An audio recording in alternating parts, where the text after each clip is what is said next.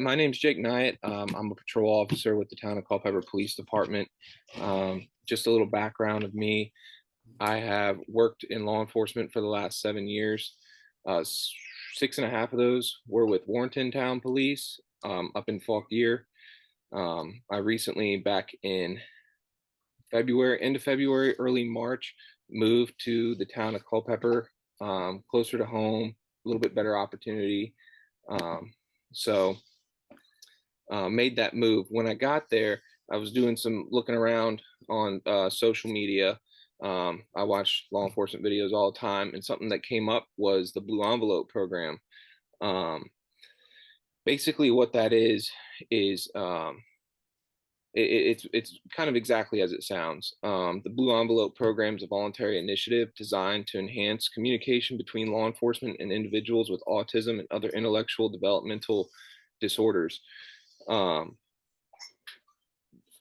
at the time, I did not know that there were any other programs like this in Virginia, but have since been made aware that the DMV does participate in this. It doesn't, to my knowledge, get promoted too much. And Loudoun County Sheriff's Office has a program as well. But again, we're neighbors almost with that jurisdiction, and I haven't really seen a lot of promotion of that. Now, the biggest thing for me in law enforcement is community. I believe in leaving something better than you found it. And in doing so, this program sparked interest in me. The idea behind the program is to make it a better environment, better understanding between us and those with autism and intellectual development disorders. So I'm just going to go over a basic overview of what the program is. Like Marilyn said, I really like this to be more of a roundtable discussion, get any feedback. I don't have any experience in the community with autism and intellectual development disorders. I have friends who are impacted by that. But like I said, I want to make sure I want to leave a place better than I found it. And anything I can do to help community relations is something that I'm very eager to do. So any feedback that you guys have to make this program the best for you, because ultimately, when it comes to this program, it's for better interactions with law enforcement. Obviously, law enforcement has a job to do. We can't go, too far outside of our scope. But if there's anything that we can do to make interactions better, we'd love to do so, and I love to make sure that that's done properly. So a little bit of the overview of it. The blue envelope is essentially what it sounds like. It's an envelope. It's blue. It's got directions on the front and back. Within those directions, we're still in the process at the police department of getting the envelope designed the way we want it. So I don't have a finished product quite yet. We're still in the infancy of this program. And the biggest thing, I'll hold up a piece of paper, kind of like a little example of what we have. So as you can see on here, it's blurred. There it is. I don't know. But basically within the envelope, there's going to be contents, copies of driver's licenses, vehicle registration, and insurance. Typically the information that is most commonly provided by citizens during a law enforcement encounter, whether that be a traffic accident, any type of call for service, really, traffic stop, things of those nature. There's an instructions for us to the individual and how we can better interact and what understand. Essentially, the idea is if we in law enforcement come into contact with somebody who has the blue envelope, the person with the blue envelope would be able to present it to us, and we'd have a better understanding of what's going on in this situation and in that incident. Some of the instructions for us is that we need to speak calmly and relaxed, speak in a lower volume, avoid shouting and loud noises, take our time, approach slowly, and be cautious of the bright lights and potential triggers. And then on the same side of the envelope, there's tips for the individuals with the envelope on how they interact with us. hand us the envelope, take a deep breath, listen to the questions, listen to what we tell them to do, keep the hands visible, nothing in the pockets, don't go reaching for things that you shouldn't be reaching for. Just because nature of us is that if we don't know what's going on and people are making movements that make us uncomfortable, we tend to get a little bit more loud. We tend to get a little bit more strict, a little bit more commanding. And we know that that can sometimes escalate a situation if somebody is not quite understanding what's going on. And we don't want to do that. Um, so basically, they would hand us the envelope, and then we would have within it, there would be the driver's license, copy of it, a vehicle registration, copy of it, insurance card, copy of it, and there's also going to be a information sheet. So within the information sheet, there's going to be different things that are checked and answered. Now, this program is voluntary. There is nothing, nobody would have to provide any type of documentation, and we're not going to ask for documentation. That's not for us. That's whether you guys want to disclose it or not. Whatever you guys, the participants, feel comfortable in disclosing and giving information to us to assist us, to help us and have a better, safer interaction is what we would want you guys to provide. But at the end of the day, if you guys don't want to provide anything and simply just want to have the blue envelope so we have an understanding that there is something there that we need to pay attention to, that's fine. Like I said, it's completely voluntary. So with that, a lot of questions that I've been asked so far is how are our officers going to know what's going on?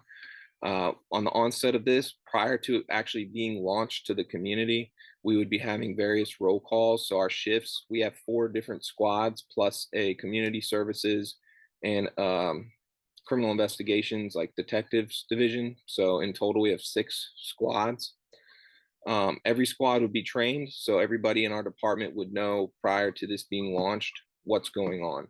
We also are going to be working with the sheriff's office and fire and EMS to get them trained up as well, because obviously we're in the county, we're within Culpeper County, and residents within the county can come into town, and everybody does business everywhere.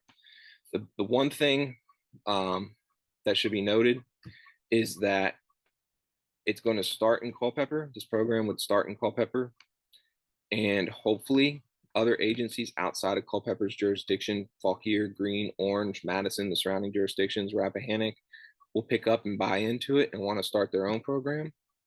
And hopefully if they don't, we can at least get up there and train them. So if they do come across this envelope, they'll have an idea of what's going on. But unfortunately, you know, in the world of law enforcement, there's so many different jurisdictions, so many officers, it's really difficult to get it. It would take years before we could reach everybody in the state of Virginia to understand what it is if we were going to wait to train everybody before we launched the program.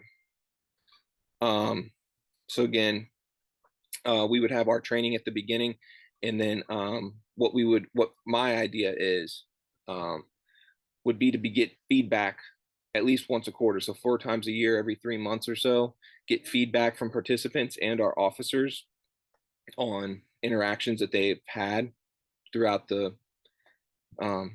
course of the year, and to stick with either implementing new things. If an officer sees that, you know, for example, they're seeing a lot of insurances that aren't up to date, which can be a problem. We run into it all the time, even on normal traffic accidents.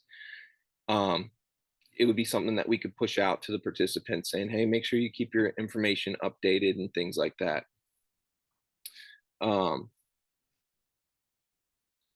We do have a couple comments in the chat. Do you want I can share those? That 2 of them have to do with where does the driver keep the envelope in the glove compartment, and then somebody also was suggesting maybe the back windshield would be a good place. Sure, yeah. So let's see. So ideally, the envelope would be kept in an area where they don't have to go reaching into any place that is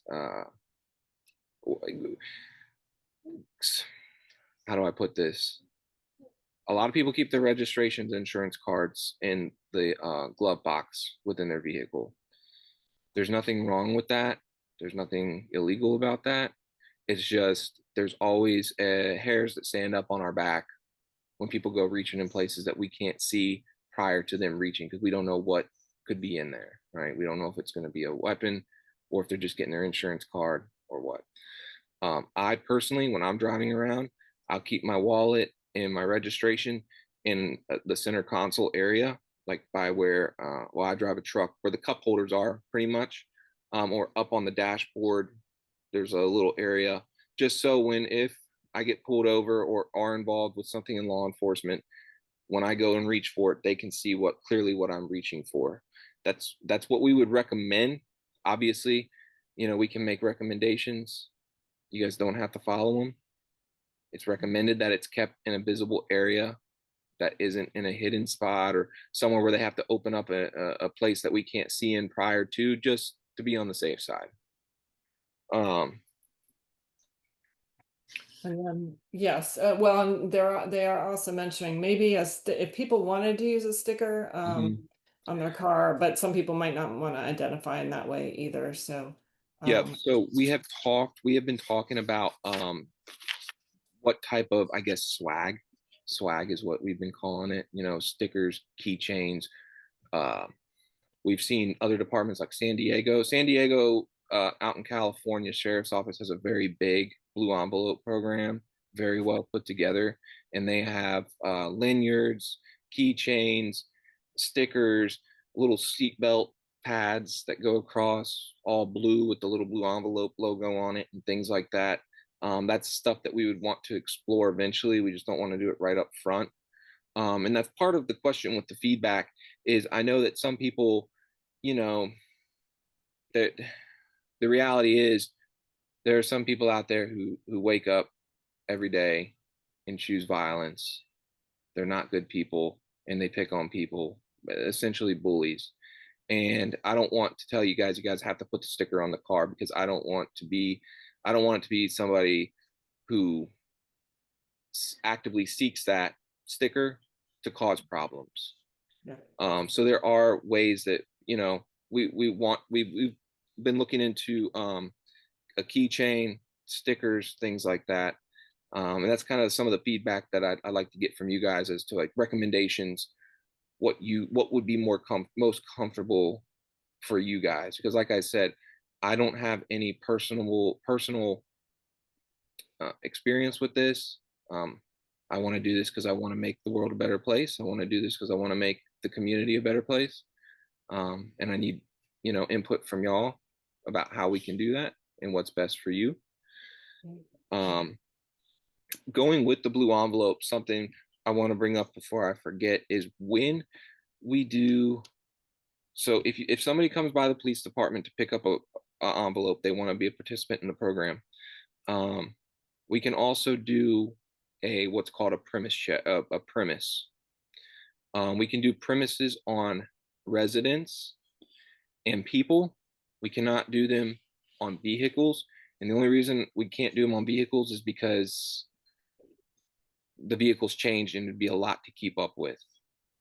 There is going to be some things that fall back on the participants. Like if they move, they're going to have to let us know they move so we can update addresses and things like that. Um, However, a premise is something where if, let's say, you're having an issue at your home, um, trespassing, somebody's soliciting something at your house and you don't like it and you call us and we come and respond to your home or um, I don't know, anything like that, an alarm call.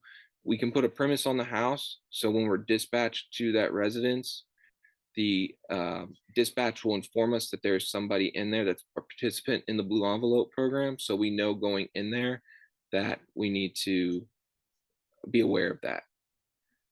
So that's something else. And there's some information that would need to be collected prior to that. That's about the only information that would have to be um, asked and requested.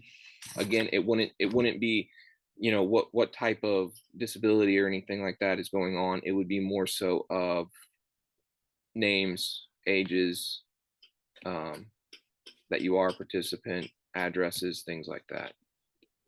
Right. I don't know if you want, we do have a couple other questions here. So, what if the person with disabilities is a passenger in the vehicle, not the actual driver? Um, my son doesn't drive, he rides in a vehicle with me. So is there a case to have a blue envelope in that case? Absolutely, anybody can have it, and anybody can hold on to it, and you can present it on his behalf, just so we are aware of it, so we know, because obviously, within those questionnaires, right, within the contact information card that would be within the blue envelope, there's a section for listing out what certain triggers may be, or certain things that may, um, you know, Right, right. Accommodations needed or maybe, accommodations needed. So, for example, we pull you over for a dead inspection. We walk up, you hand us the blue envelope. Obviously, and during the day, it's a little bit different. The lights aren't as bright. Nighttime, the blue lights are very bright. If lights are a thing that would be an issue, we can make those accommodations. We can turn off the front lights and leave the back lights on. Obviously, we would tell you guys, yeah, we're going to turn off the front lights. You guys still can't leave, but just so you know, we're going to leave the front lights off. There are some times where there are things that we would say, we can't turn them all off. We have to leave the back lights on out of safety for both of us, because we don't want people coming up behind us and hitting our car, not realizing that we're stopped or something of that nature. So there are certain things in law enforcement that we cannot change, but there are some accommodations that we can definitely work with. And that'll be part of our training with the officers, to let them know, look, you have to, work with them, accommodate them, so we can keep the peace and whatnot. Okay. But yes, anybody, it doesn't matter if they drive, if they don't drive and they walk around, anybody can take it. And this goes beyond just autism, intellectual disabilities, things like that. We're going into people with Alzheimer's, or people that are um, nonverbal, um, sundowners, things like that. Let's see, what other questions do we have? do you see the one about Stephen Allen law in Texas? I'm not familiar with that myself. But for those who provide proof of medically diagnosed communication impediment to the Texas Department of Motor Vehicles, a code will be associated with their license plate so that law enforcement can alert the officer that the motorist may have trouble communicating. That's Um, interesting. I have not ever heard of that, and I don't know if there's anything. So every July 1st is when all of the new laws and um, everything comes out in Virginia. I haven't gone through every single one of them. If Texas did it, there is a chance that maybe we piggybacked on them and there is something in Virginia. I would have to double check and look on that. I don't want to give you guys the wrong answer. So that's something that I'll definitely explore and see if there is anything either along those lines or like that. Yeah, thanks for bringing that up, whoever chimed in under my name. So one more on the DMV website, it looks like the program is specific for people with autism. What about other neurodiversities, such as fetal alcohol spectrum disorder or trauma backgrounds, who would also benefit from this? Are there Yeah, restrictions? absolutely. This is not a standard across the country. This is whatever agency wants to do it. There is no, it has to be done this way and only these certain people get it. Um, it's nothing like that. We can customize it and make it however we want. And like I said at the beginning, I want better interactions between law enforcement and us. I think you can probably go on the news, YouTube, watch videos of multiple different interactions in law enforcement on the daily, where it ultimately rooted because there was a lack of communication, misunderstanding, or no training. And I want to help alleviate those issues. So if any way we can help facilitate better communication between any groups of people, that's what we want to do. So Yep. yes, to answer that shortly, yes. Excellent. There's another question about training, particularly for the people who use the blue envelope. And in this case, it was someone who's 15 years old. So providing training not just for officers, but for the users. And that's my question. My daughter is 15 and a half. She's going to be getting her permit soon, we hope. She has a twin brother. Twin brother just passed. She has not taken it yet. She's a little nervous. But I would love to provide her with some opportunities to walk through. I know that the ARC has done traffic stops, simulations and things like that. I would love to get her um, in doing that, and being that we're in Warrenton, very close by, I'm very excited that you're in Culpeper, by the way. Thank you. I would love to find some opportunities to practice with her having a traffic stop, because independence is our ultimate goal for her. Absolutely. And that's a great idea, and one that I've not quite thought of. I don't see And I why. would also be willing to have her be a volunteer just for any trainings that you would need. Excellent. Wonderful. Would Yes, the ARC of Northern Virginia has done several of those trainings, and we are working with them obviously that would be great, and we will work with Culpeper and the surrounding police departments to try to offer those here locally as soon as Thank possible. you. Yeah. so one thing that we have discussed, and when I mean we, I mean me and a lieutenant, and I've got another officer that he wasn't able to make it. He's been pretty busy, but um, who kind of assisting me in getting this jump started. We have talked about both having. We have a very um, uh, oh, what's the word? I'm not very good with words today. I'm very sorry. Um, she's very in. It's our public information officer, and she's very much into making videos and things like that, and doing things with social media, Facebook, stuff like that. So we have talked about making training aid videos for everybody to be able to observe and watch, and bringing up a actual, we could, I'm sure, figure out a time where we can, chalk out a 2 or 3 hour block, and anybody of the participants that want to come in and practice walking through different scenarios, whether that's we talk to them at a business, 7-Eleven, we talk to them at on a traffic stop, we respond to their residents for something. We can walk through all these trainings. So I think it's a great idea because one, it's going to get faces with names. We're a small department. Odds are, if you're in Culpeper, you're going to see, there's only 6, 7 of us, depending on the day, working. So odds are you're going to see us pretty regularly if you do see us at all. Hopefully not. That right. That's the ultimate goal, is to not see us. But if you do, it'll be good to be able to put faces and names so people are comfortable, and it builds that good community relation. I definitely think that's a great idea, and I definitely think it's something that we can accommodate and do. Excellent. I do think there's one other comment. Megan C, did you want to speak to your, or I can read what you have here. Um, it says I have information from a FASD guidebook for young adults, and it provides simple cars, cards that informs the officers that there's a diagnosis. But what she likes is that if you need cooperation or need help, please call the person listed on the back of this card. So you can list a contact name and phone number on there. Many of us with young adults are guardians, conservators, or powers of attorney, and our kids often need an advocate to step in and can't process real time when things get overwhelming. Yes, so on the information card that would be included within the envelope with the driver's license and registration insurance card is going to be emergency contact card. So we'll have somebody that we can call and talk to during an interaction, both to notify you and let you know, and also if we have any questions or need assistance with anything.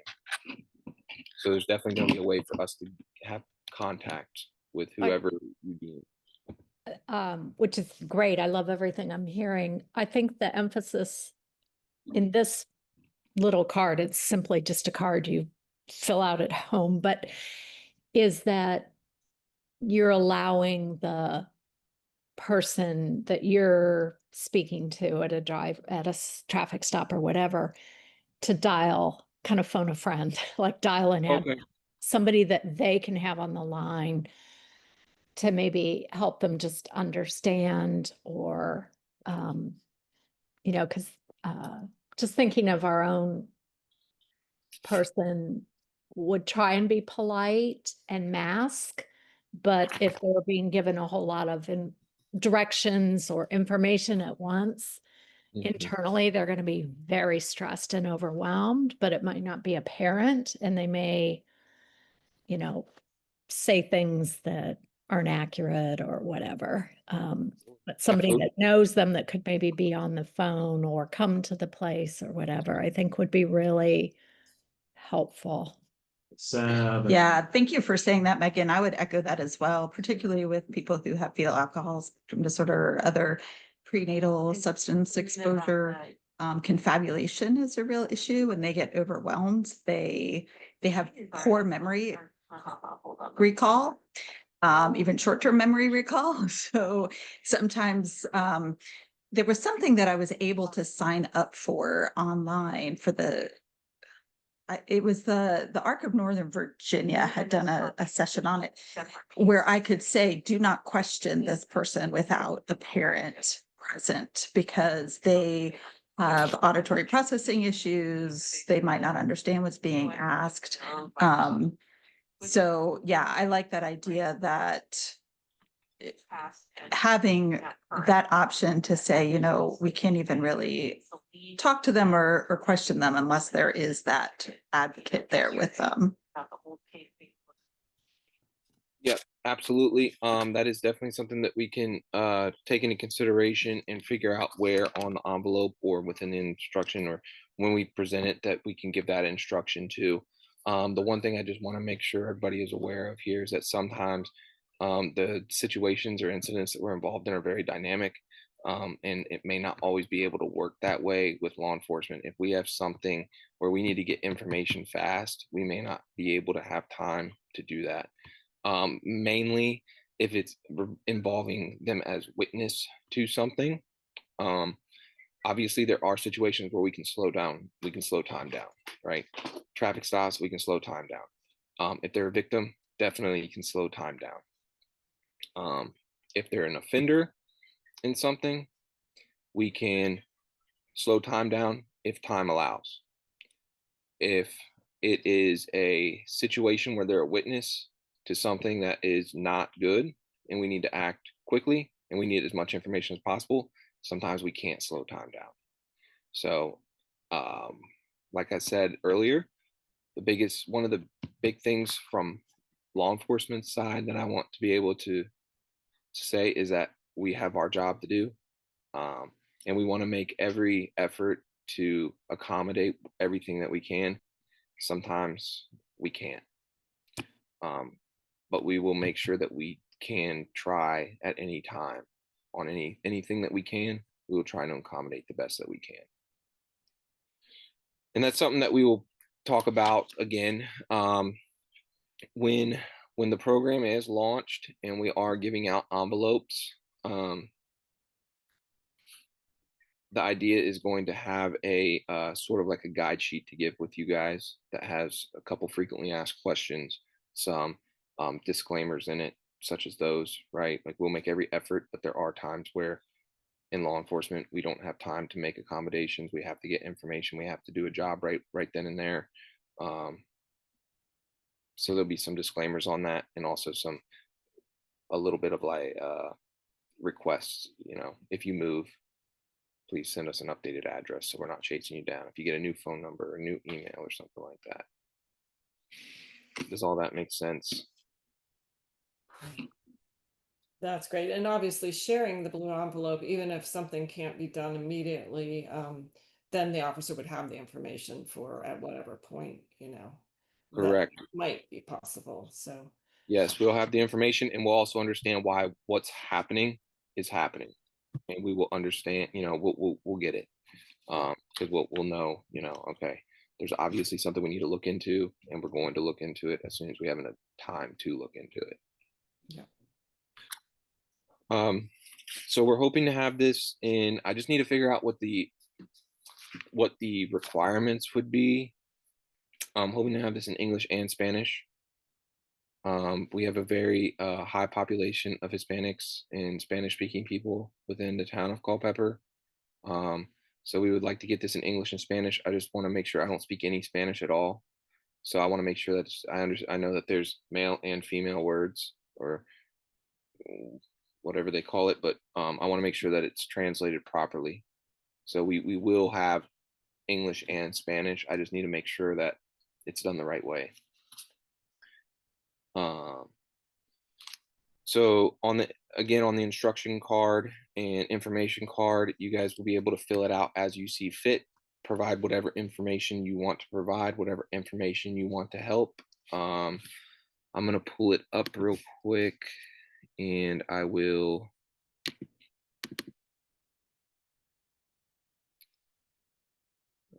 See.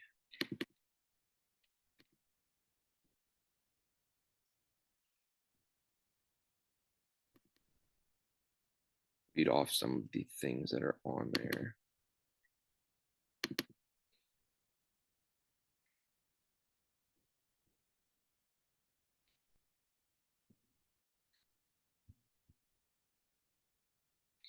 So, for example, on the information card, it's going to have the participant's name, date of birth, diagnosis if you want to provide that.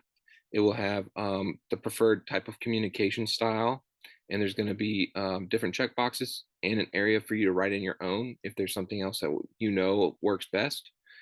Some challenges that may come up within the interaction, so we're aware of them, such as delayed response to questioning, difficulty making eye contact, not understanding directions, becoming overwhelmed and anxious. And the reason I want to make note that those are very important. It would be very nice if everybody would fill those out. If anything else, fill those out, because a lot of those are deception indicators that we're trained on as somebody who is not being honest, not being truthful, trying to hide something, withholding information pertinent to whatever we're investigating.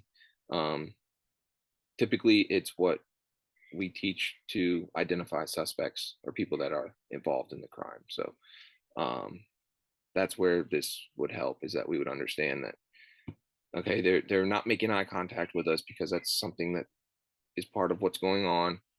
They're not being deceptive. That's just how it is. Again, there's going to be some emergency contact information in there, medical needs, and different types of calming strategies, things like that. One thing that we are working on as well is working on getting in with Culpeper County Fire and EMS to see what information they need when responding to some type of medical emergency.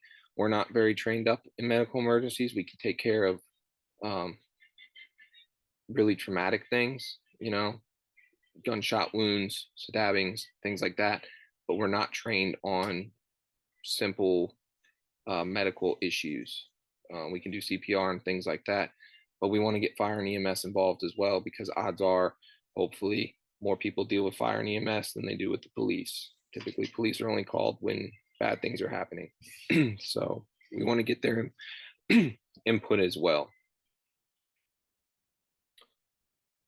Does anybody have any questions on any of that so far? Thank you guys so much for the ideas and questions you put in the chat. This has been extremely valuable to get your input and questions.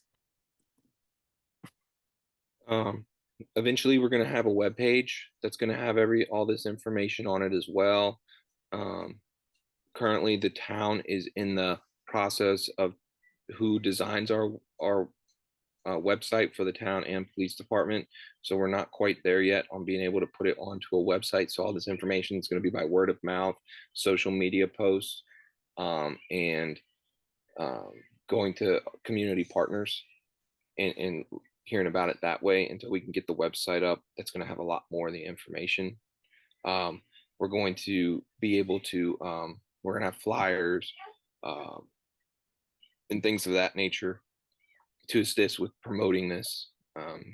In my eye, or in my, mind's eye, I'd really like to see this take off. I think it could be very, very beneficial to the community. Now, in terms of the tracking of success, it would be a voluntary program when you sign up. Same thing with the premises on the house. It'd be voluntary if you want to participate in that. We'd like to compile an email list to where I can send an email out to everybody every couple months, the quarterly updates, and just get feedback. Where can we improve? If you've had any interactions, how did they go? Did they go well? Did they not go so well? Did the officer respond appropriately? Did he not respond appropriately? How do we address those situations? How can we improve? Things like that. We're going to do the same thing with our officers internally. Every 3 months, reach out to them and say, are people keeping the information correct? Are people following and filling out the forms right? Are they keeping it where they need to be keeping the information? Are they keeping it on their person in their cars? Things like that. The point of the premise is to be able to have that backup. We don't expect everybody to carry the envelope everywhere. And that being said, I want to be able to give out more than just one envelope. I don't want everyone to have to worry about remembering to take the envelope out of their car and putting it in their book bag when they're walking to school or to the store. It'd be nice to everybody have one for their person, for their car. They can keep it in their car. If you have multiple cars that you travel in, you can have one for each car and the person, things of that nature. Does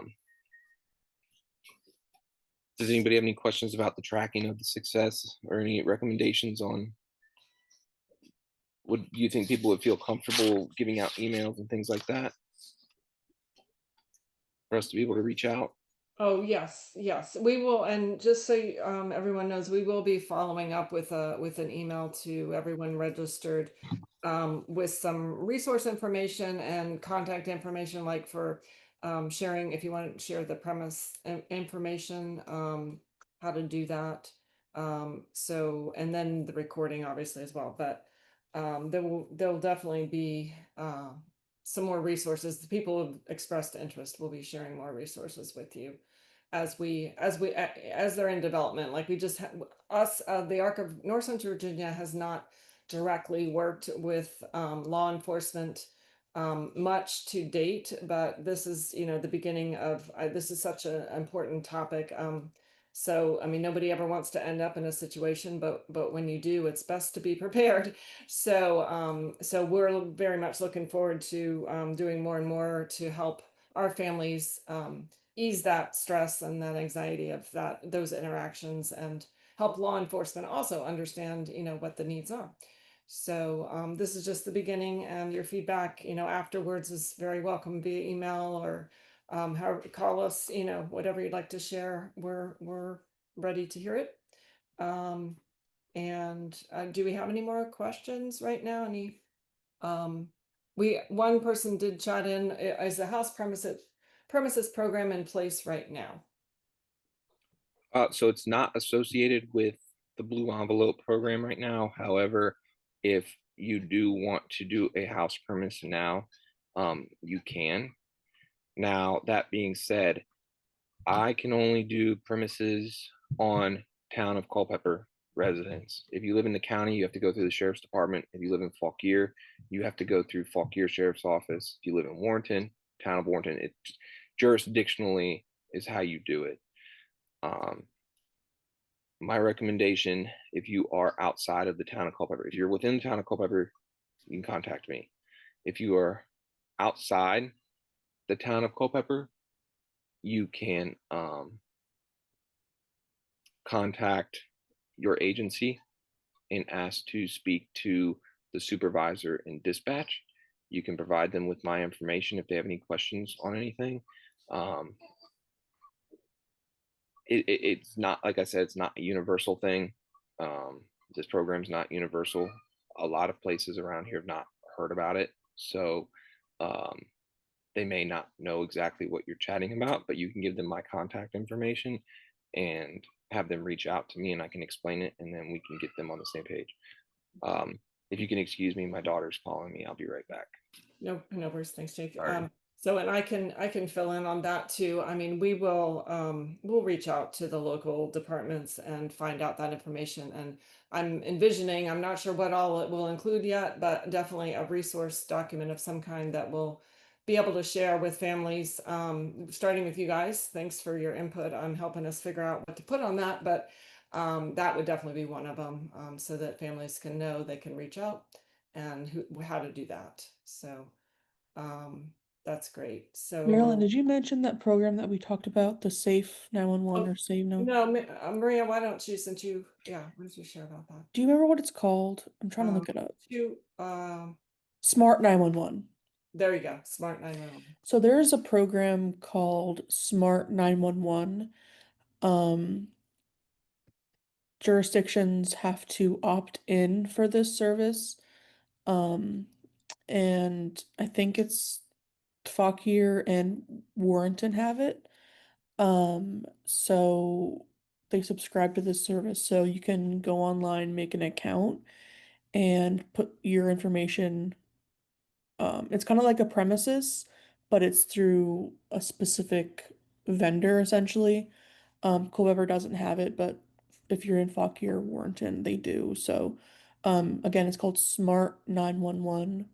Um, and you can put in any information you need. So, um, perhaps you have a child with autism, um, or, whatever the case may be, you can put all your information in and it'll attach to your address. I was just talking about Smart 911. Um, I don't think Culpeper has that, but Fauquier and Warrenton does. And these are the types of things, well, we're also hoping, and that is that as we collect all these things and we are working more with the various departments, that we can help with that sharing of information between, and hopefully if a county doesn't have something like Smart 911, maybe they would be interested in signing up for that. So are there any other resources that folks know about that you want to share here that we could explore? I just wanted to ask a quick question. Is the purpose of Smart 911 so that if law enforcement needed to come to my home for something, then they would have the information about the situation in my house Correct. with my person with the disability? Correct. Okay, thanks. So I dropped the link in the chat, which is the website, with more information. So you create a safety profile and you provide additional information to 911 so they can help you faster in emergency. They also send you alerts for weather and traffic. And then they help emergency managers prepare for disasters by you provide your health and access and functional needs.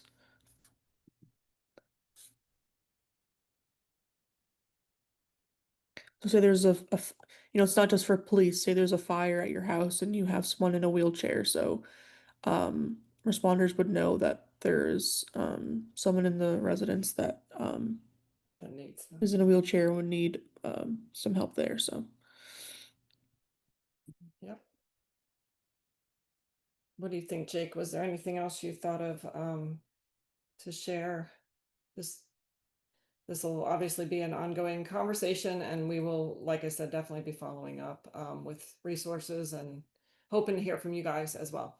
So, Yes, I put my work email in the chat, so anybody can reach out to me that wants to have any input, or if you think of something that may be beneficial um, down the road in a few days, in a few hours. If you guys are anything like me, you guys always think of great ideas after the conversation is ended, or you wish you could have said after that's done.